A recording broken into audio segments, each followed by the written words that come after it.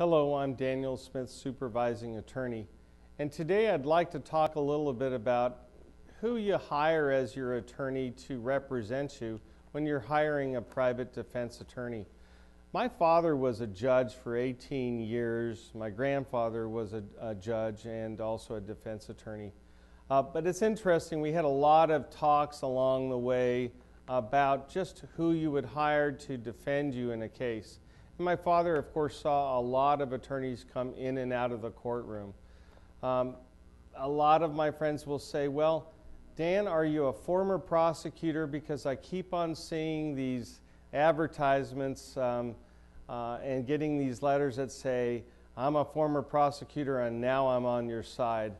My father noted one time to me when we were talking about this very issue, whether it's a good idea.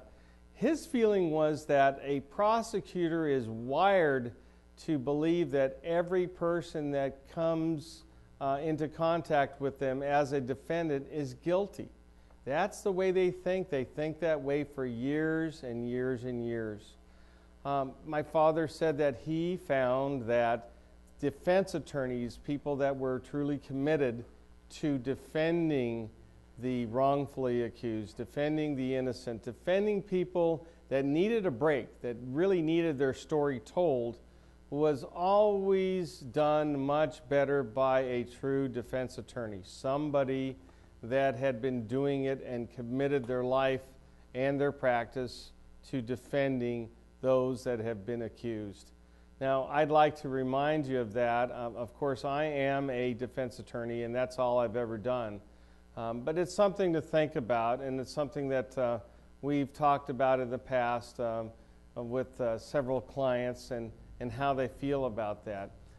They do feel, what I've heard and what they'll tell you is that knowing that their defense attorney really believes in them. They're not just thinking on the side, well, he's guilty anyway.